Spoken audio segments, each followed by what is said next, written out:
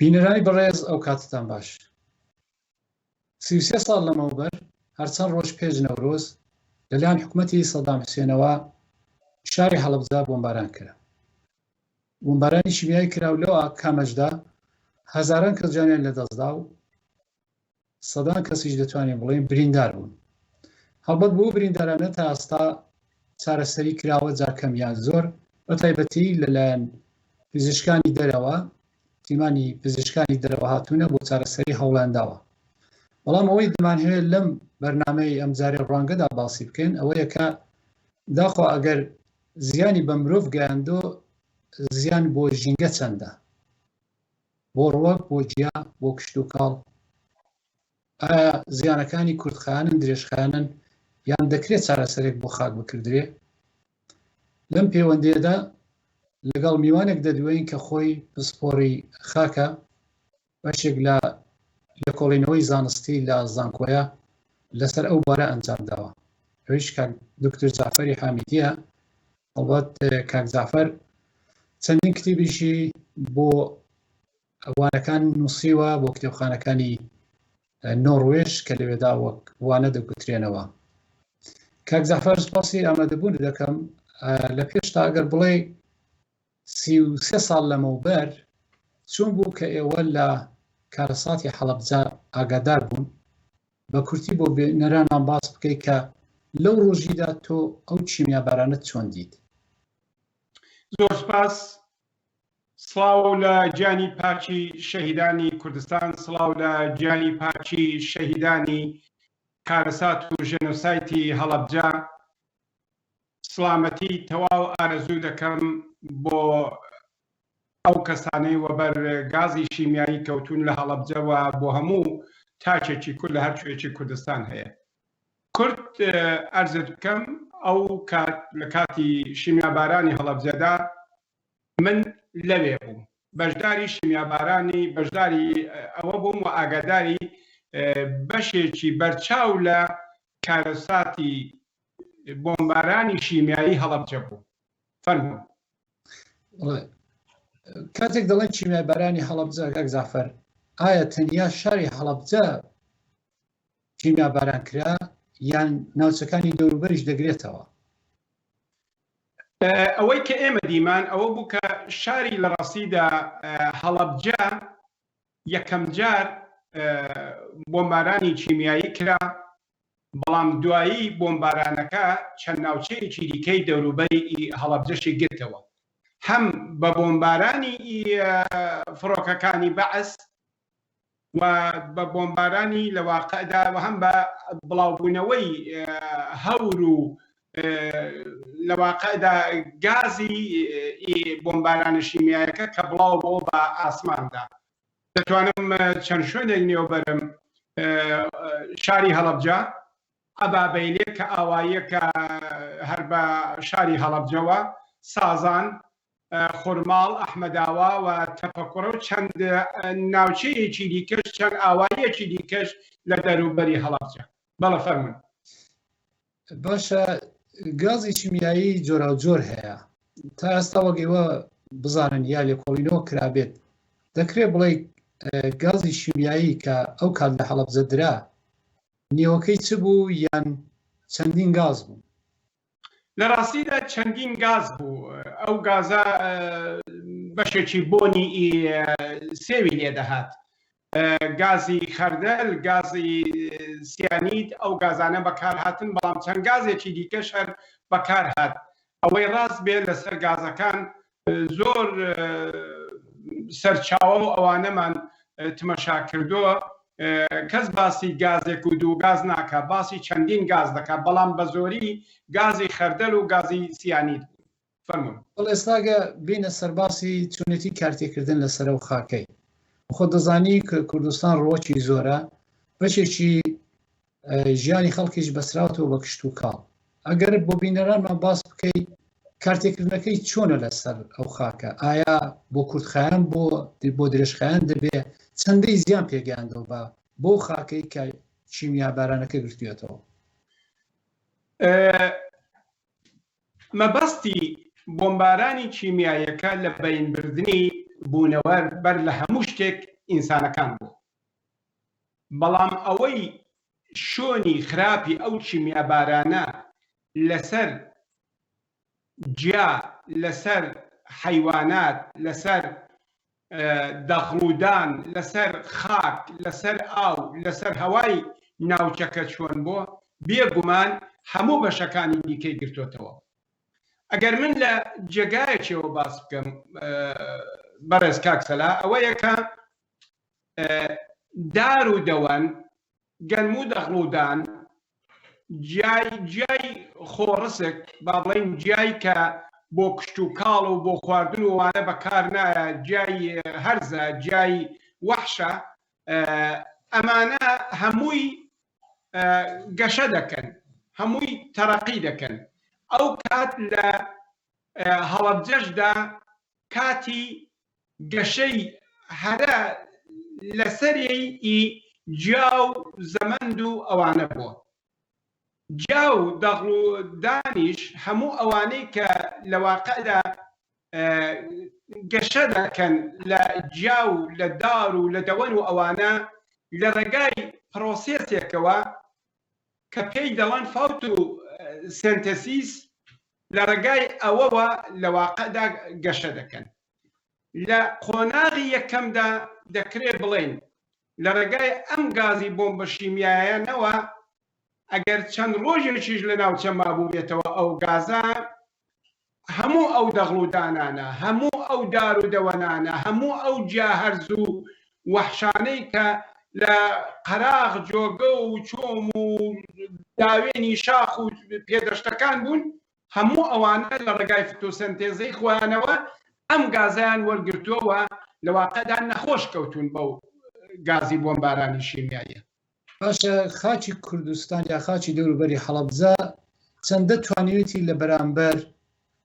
ئەم چیمیابارانەدا خۆڕا بگرێت، یان ئەگە بە شێوەیەکی دیکە بڵم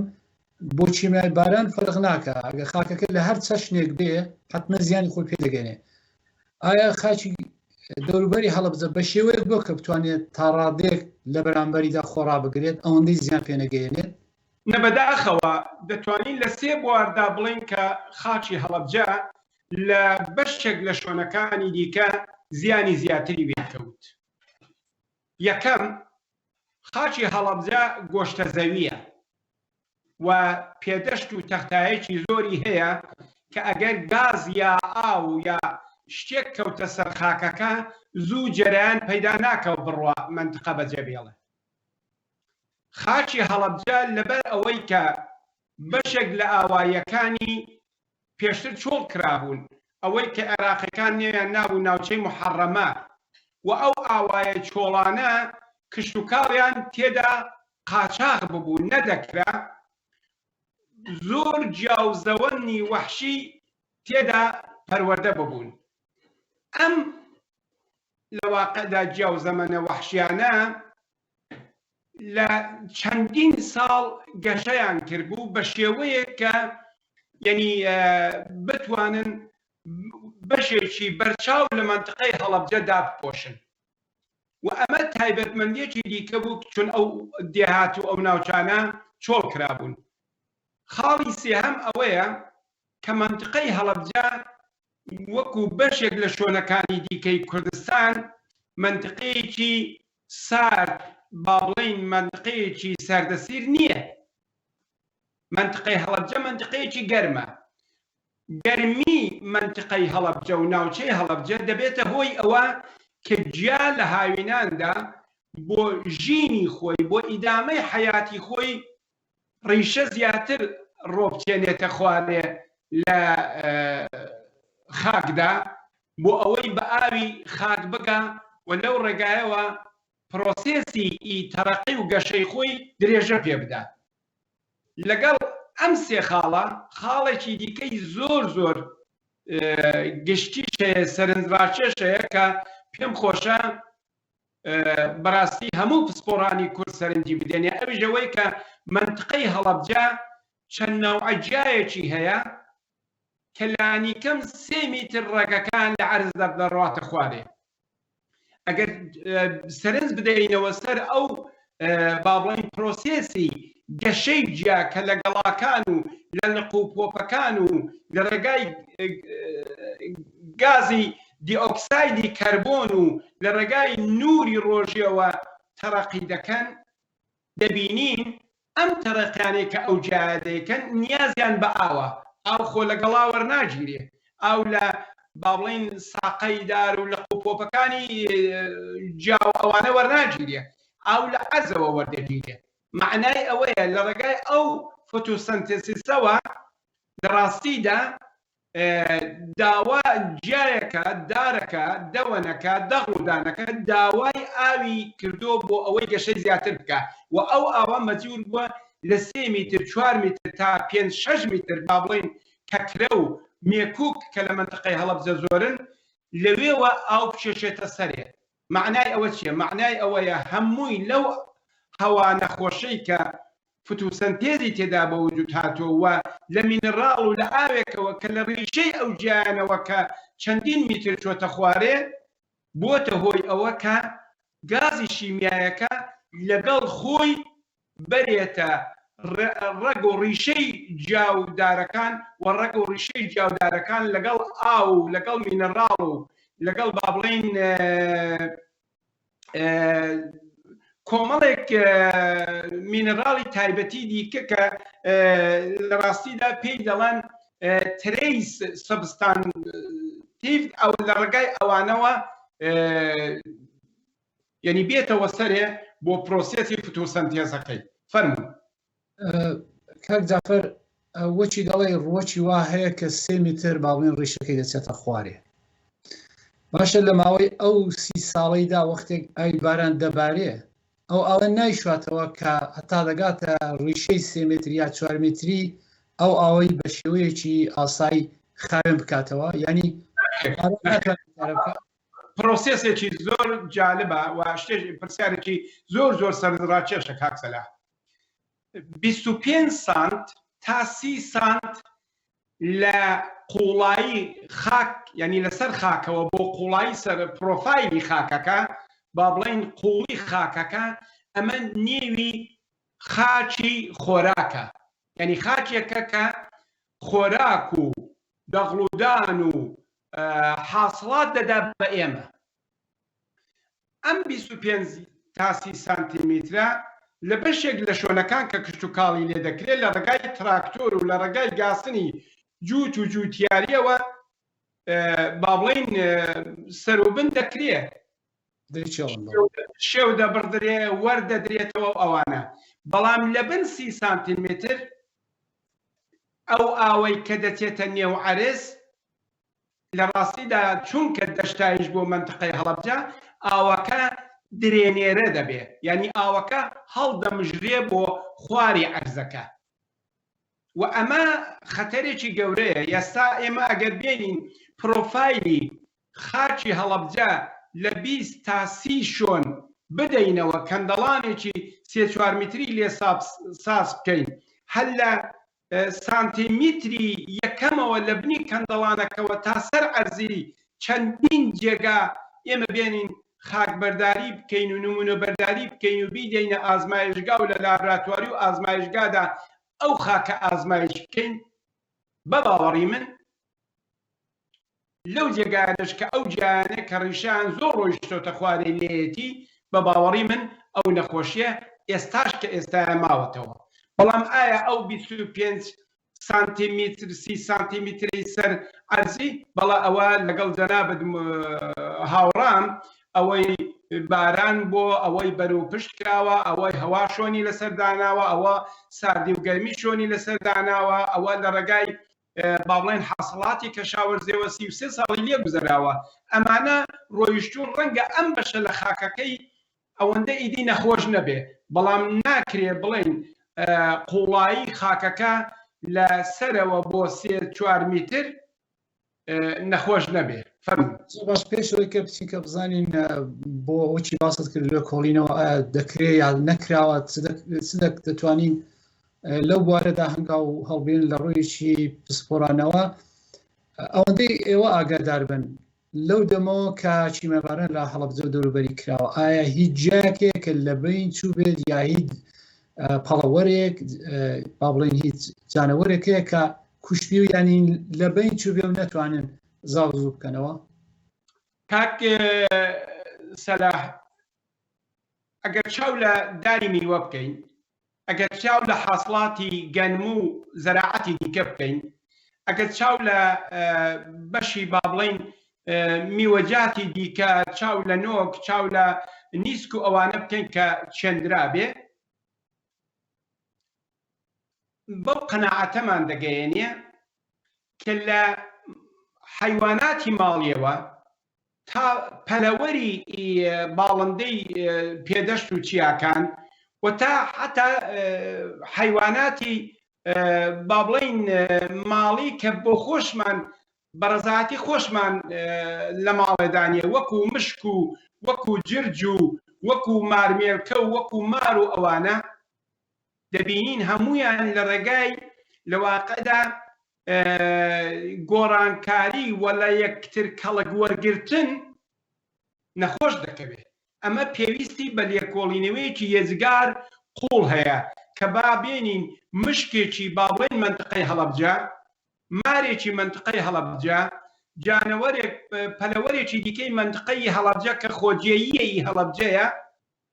با بڵێن ئەو لەو پەلەوەرانە نییە کە شۆستان و هاوین بکە، بینین ئەوانە باری ژێنێتیکەکەیان، باری لە واقعدا خڕبوونەوەی ئەو مینرالانە، خڕبوونەوەی ئەو گازە شیمیانە لەوانەدا لە واقعدا بینین تحقیقات و لێکۆڵینەوەی لەسەر بکەین و لەگەڵ عینی ئەو پەلەوەر و جانەوەران و دەغڵ و دانانەی کە لە شوێنەکانی دیکە هەیە بەراوردی بکەین، بزانین ئایا ئەم نەخۆشیە لە هەڵەبجە زیاتر هەیە یان نییە. و ئەوە گومانێکی گەورەی بۆ من هێناوەتە پێشێ و ئەمن زۆر بەشبحاڵی خۆم بۆ خۆم بەو قەناعەتە گەیاندۆ کە پێویست بە سپێکتەرێک، پێویست بە لێکۆڵینەوەیەکی زۆر زۆر بەرین دەکا، نەک لە ئاستی کۆمەڵێک پسپۆر، نەک لە ئاستی کەسێک با بڵێن لە ئاستێکی زۆر بەرزی خاکناسی و ئاوناسی و با بڵێن پسپۆری پەروەردەی جیا و ئەوانە. دیارە من پسپۆرەکەم لە بەشی خاک و ئاو جیادایە، ماستێرەکەم دکتۆراگرادەکەم لە بەشی فلیزە قورسەکاندایە. بینین لەوانە بە باوەڕی من هەڵەبجە هەم هەڵگری ئەوەیە، هەم بەرپرسایەتی ئەوە دەخاتە سەرشانی حکوومەتی هەرێمی کوردستان و هەم بەڕاستی دەتوانێت دنیای دەرەوە بە قەناعەت بگەیەنێ کە هەڵەبجە ئێستاش بە شێوەیەک لە شێوەکان خاک و لە واقعدا پرۆفایلی خاکەکەی و دار و دەوەن و ئەوانەی ئەو سڵامەتی و ساغڵەمیان نییە کە لە شوێنەکانی دیکە هەیە. بۆیە من پێم وایە حەق ئەوە بوو زانکۆیەکی چەند قسمی چەند بەشی لە هەموو هەڵەبجەدا بندرێ، یەک لەباری گۆڕانی ژێنێتیکی ئینسانەکانەوە، یەک لەباری گۆڕانی ژێنێتیکی جیاوە، یەک گۆڕانی ژێنێتیکی حیواناتەوە، یەک لەباری لە واقعدا گۆڕانکاری لە شێوەی منێڕاڵەکان و لە شێوەی سیستمی خاکوە. لە واقع زۆر زۆر لەو پیانەدا لێکۆڵینەوەی لەسەر بکرابایە و ئەو لێکۆڵینەوانە ڕێگای خۆش کردبایە بۆەوەی پسپۆڕانی عالەمی و دنیاییش بچوو بانایە هەڵەبجە بەشداری ئەو لێکۆڵینەوانان کردبایە. ناکازاچی و هێڕۆشیمیا چۆنیان لێکۆڵینەوە لەسەر کرا لە ماوەی چەند ساڵدا، حەق ئەوە بۆ ئەو لێکۆڵینەوانش بکرێ. من بۆ خۆم پێشنیارم کرد، بەڵام بەداخەوە تا ئێستا فەرمون. لەو وێنانی کە بۆت نردوینە وا دێرە چەند ساڵ لەمە پێش سەردانی هەڵەبجەت کردووە، هەر بۆ هەروە چوبووی سەردان بکەی، سەردانی مومنتەکە یا سەردانی خەڵکە بکەی، یان بە تایبەت پرۆژەیەک پێشنیارێکت بۆ ئەم مەسەلەیە هەبوو؟ من بۆ خۆ دەزانی ئەم بەشەمان بەشی باری پسپۆریەکەیەتی کە باسی لێ دەکەین بەپێی توانامان، بەڵام ئیزنم بدەن لێرەوە سپاس لە یەکێتی نیشتمانی کوردستان بکەین کە ئەو کات ڕەوانشاد مام جەلال تاڵەبانی مابوو ئەوان دەعوەتیان کردم بۆ هەڵەبجە وە کەسێکی کە بەشدار بووم بەشدارێکی چالاک بووم وە لە واقعدا ڕزگارکردنی کەوادر و پێشمەرگەی حزبی دەموکرات وە لە عینی حاڵدا پاراستنی رابطەی دۆستانە لەگەڵ بەرەی کوردستانی پارتی دموکراتی کوردستان حزبی سۆسیالیستی کوردستان یەکێتی نیشتمانی کوردستان دعوەتیان کردمەوە من چوومەوە هەڵەبجە و لەوێدا لە ڕاستیدا نیشانی مۆنومنتی هەڵەبجەیان پێشکەش کردم و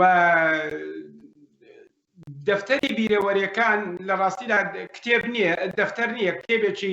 زیاتر لە 2000 لاپەڕەیە بیرەوەریەکانی هەڵەبجە من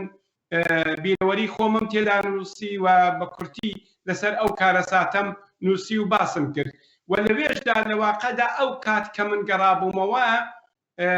لە ئوروپا خوێندبووم و ئەو دەمی دەمزانی کە کارەساتەکە لە ڕووی ئەو پسپۆڕەیە کە ئەمن وەشوەنی کەوتبووم چەندە گەورەترە لەوەی کە ئێمە دیمان دیارە هیچ کارەساتێک لەوە گەورەتر نییە کە تۆ چەندین هەزار نەفەر 5,000 نەفەر خەڵکی هەڵەبجەمان لەدەستدا سەدان برینداری فیزیکی بوون و 15,000 نەفەر نەخۆشی گازگرتووی شیمیاییمان ئەمە لە هەڵەبجەدا لەدەستدا بەڵام پاشماوەی ئەم کارەساتە کە چوومەوە بۆوێ ئەوەندە شۆنی لەسەر مندانا کە بوو بە باعیسیەوەی کە چەندین ئارتیکل و مقالە لەو پێدا بنووسم کە هەرچەند جێداخە کە لەسەر کارەسات و ژێنۆسایدێکی وا پیا و دەنووسێ بەڵام بۆم زۆر جێی خۆشحاڵیە کە لە هەموو لایەکەوە تەئیدی بیر و بۆچوونەکەی من کرا لەو بەشە پسپۆڕیەکە فەرمە ئەگە ئێستا بینە سەر باسەوەی کرد چۆن لێکۆڵینەوە بکرێت چ دەکرێت تۆ پێدرا وڵاتانی دەرەوە پسپۆڕانی دەرەوە لەم بوارەدا دەتوانن چەندە زیانەکانی چیمیای باران بۆ سەر خاچی هەڵەبجەیە دەوروبەری کەم بکەنەوە ئایا شتیشیان لە دەستی ئەوان بێگومان هەموو خەڵکێکی پسپۆڕ بە هاوکاری یەکتر لەو بەشانەی کە من ئەرزم کردن دەتوانن یارمەتیدەر بۆ ئەوە ببن کە یەک ئەم کارەساتە وەحشەتناکە زیاتر بە دنیا بناسرێ و زیاتر مەحکوم بکرێت دوو بە چاوێکی پشتیوانیی نێونەتەوەیی بڕوانندرێتە هەڵەبجە و حتا بەشێک لە قەرەداغیش و دۆڵی باریسانیش کە بۆمبارانی شیمیایی کرابوون سەردەشتی ئێمەش لە ڕۆژهەڵاتی کوردستان و ئەوە ببێتە بنەمایەکیش لە واقعدا بۆ هێنانە سەرمێزی نێونەتەوەیی کارەسات و ئەو زوڵم و ئەو ژینۆسایدانی کە بەعام لەسەر کورد کراوە بەڵام ئەمانە چەند پسپۆرێکی دەرەوەیی ئەوڵەن ئەوانە زۆر باڵین نایڤن یعنی شارەزاییان نییە دەبێت کوردەکە لەوەی شارەزاییان بداتێت لەلایەکی دیکەوە ئەوانە کە دێنەوە دەبێت حکوومەتی هەرێم پشتیان بگرێ من کاتی خۆی داوام کرد کە مرکزی ناوەندێکی بەرینی لێکۆڵینەوە لەسەر ئاستی ئەو نەخۆشیانەی کە لە کارەساتی شیمیای بارانی هەڵەبجەدا هاتۆتە پێشێ بە ناوی ناوەندی بارزانی نەمر من بۆیە نێوی دێنم چون دوێنێکانی ڕۆژی لەدایکبوونی بۆەوە پێم وایە ڕێبەرێکی نێونەتەوەیە و هەموو لایەک دەبێت احترامی بگرن ئەو کاتیش یەکێتی نیشتمانی پێی خۆش بوو حتا من دوایی مەرجی مام جەلالش ئەوەم پێشنیار کردەوە بەڵام دوایی وا دیار بوو بە زمان خۆشی نیشاندرا بەڵام بە کردەوە هیچ نەکرا من داوام کرد بۆ ئەو پێیەکە ئەو ناوەندە بە ناوی بارزانی نەمرەوە لە هەڵەبجە دابدرێ دیارە مەبەستیشم بوو بۆ لە هەڵەبجە دابدرێ بۆ ئەوەی کە لایەنی هەموو لایەنەکانی لە واقعدا تێیدا بەشدار بن و باشە ناوەندێکی دیکەی لێکۆڵینەوەش بە ناوی بەڕێز مام جەلال لە منتقەی هەولێر و ئەوانە دابدرێ بەڵام من پێم وانییە کە کەسێک بتوانێت لەگەڵ ئەو پێشنیارە منطقیانە مخالەفەت بکە ولی تا ئێستا کە نەکراوە شەڕی داعشیان بۆ مشکلاتی دیکە ئەمە مشکلاتی ئابووریان هەیە گەورەترین گرفتاریان لەگەڵ بەغدا و لەگەڵ ئەوانە هەیە پێم وایە هەر پێویستە و حکوومەتی هەرێم هەر دەبێ ئەنجامی ئەو کارە بەڕێوەبەرێ دوای وڵاتانی دەرەوە UN باشترە یا بچی بە جیاجیا لەگەڵ وڵاتانی ئەوروپای دابنیشی یا لەگەڵ ڕێکخراوی تەندروستی جیهانی تۆ پێشنیاری تو چییە؟ پێشنیاری من ئەوەیە لەگەڵ ڕێکخراوی تەندروستی جیهانی لە کۆمەلگای نێونەتەوەییدا بنیشتێ و پێشنیاری من ئەوەیە کە بەعام لەگەڵ کۆمەڵێک ناوەندی پسپۆری دابنیشین و قسە لەگەڵ ئەوانە بکەین مەسەلەن ئێمە دەتوانین بە قەناعەتیان بگەینین کە وەختێک ئاو لە ڕێیشەی جیاوە هەڵدەکشێ بۆ گەڵاو لە قوپۆپەکانی ئەو جیایە ئەو ئاوە مینرال لەگەڵ خۆی دەبا ئەو مینرالانە با بڵین وەکو کلۆرە وەکو سینکە وەکو فسفۆرە وەکو با بڵین ئاسنە تەواوی ئەو مینرالانە کە دێن ئەگەر ئەو مینرالانە لە میوەیەک لە جیایەک لە حاصڵاتێکی منطقەی هەڵەبجە زیاتر بێ لە ئاستی ئەو مینرالانەی کە لە جاو بەهرەی حاصڵی منطقەکانی دیکەدا هەیە ئەمە ئینسانەکان کە دەیخۆن دەبێتە باعیسی چێبەرچە و ڕقابەتێکی گەورە لە دەرەوەی مێمبران و پەردەی سلولی خانەی ئینسان و دەبێتە باعیسی ئەوەی کە با بڵین فسفۆر لەگەڵ ناتریۆم لەگەڵ نیکل لەگەڵ کلور یعنی لەگەڵ نایترۆژن لەگەڵ ئەوانە ڕقابەت دەکەن ئەوانەی کە بۆ خۆیان پێیان خۆشەوە لە ڕقابەتەکەدا ئەو مینرالانە سەر دەکەون ئەوان دەچنە ژوورەوەی سلولەکە و دەبێتە باعیسی کۆمەڵێک نەخۆشی بڵین کانسەر و سەرەتانی جەرگ و گورچیلە و پانکرئاس و ئەوەی کە بە عەرەبی پێدەڵێن لەو زولمادایە دەبێتن باعیسی ئەو نەخۆشیانە ئەمن پێم وایە کە ئێستاش پێویستە و زەرورە بەڕاستی ئەو ناوەندە لێکۆڵینەوەیەدا بمەزرێەوە لەگەڵ وڵاتە فعالەکان باس بکرێ ئەمە دیارە پێویستی بە لۆبیەکی تەندروستی کوردستانی هەیە پێویستی بە لەواقعدا زیندووکردنەوە و گەڕخستنەوەی ئەو کارەسات و ئەو ژێنۆسایتە هەیە لە ئاستی جیهاندا بەڵام پێم خۆش نییە کە زۆر لەسەر ئەو شتە بڕۆم وەڵا لانی کەم لە وشەیەکدا پێم خۆشە ئەوە بڵم لێ بگەڕین بەشی زەرەر و زیانەکانی ئەم بۆمبارانە شیمیایە لە هەڵەبجە بە سیاسی نەکەین بەڵکە بە لێکۆڵینەوەی تحقیقاتێکی زانستی بکەین وەک دوای پرسیار کاک زەفەر فەرموون ئەو کاتەی ئەو خاکەکاریی بۆ نەکردرێت هەر کشت و کاڵک یا هەر کەسێک کە کار لەسەروی دەکات بەرهەمەکان بۆی هەیە کە بەردەوام زیان بە مرۆڤەکان بە خەڵکی هەڵەبجەیە دەوروبەر بگەێنێت دروستەوە؟ لە ڕاستیدا داوای لێبوردن دەکەم بەشێکی دروستە بەشێکی نا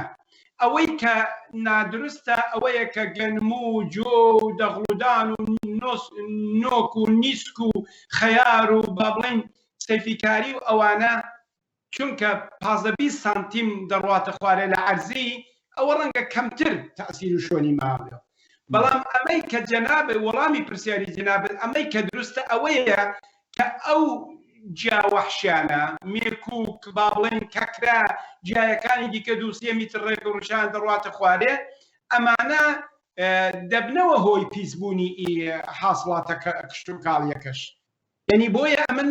داوام ئەوەیە لە خەڵکی منطقە لە جووتیارانی هەڵەبجە بە تایبەت کە هەر لە بەهاری زوودا کە ئەو با بڵین بژارەوارە وەحشیانە لە دەوروبەری کشت و کاڵ و شتەکانی خوان لە نێو کشت و کاڵ و شتەکانی خوان شین دەبێت نەک بە مەوادی شیمیایەکی دیکە لە بینی بەرن بەڵکە بەداس بە مەڵەغان بە درونەوە با بڵین بە ئەگە زۆر بوو حتا بە کۆمباین بیدرونەوە بۆ ئەوەی لە ڕێگای هەڵکێشانی ئاو و مینەڕاڵەکان لە قوڵایی ڕیشەکانەوە بۆ سەرێ دووبارە حاصڵاتەکەی دیکەشمان لێ نەخۆش نەخست. سپاس دەکەم دکتۆر جعفەری حامدی بۆ زانیاریەکانت، گەلێک سپاس بۆ بەشداری لە پرۆگرامی ڕەنگە. سپاس بۆ ئێوەش و سپاس بۆ داوەتەکەتان، سەرکەوتنتان ئاواتە خوازم. بینەرانی بەڕێز هەتا پرۆگرامێکی دیکەی ڕەنگە بمێنن بە سلامەت.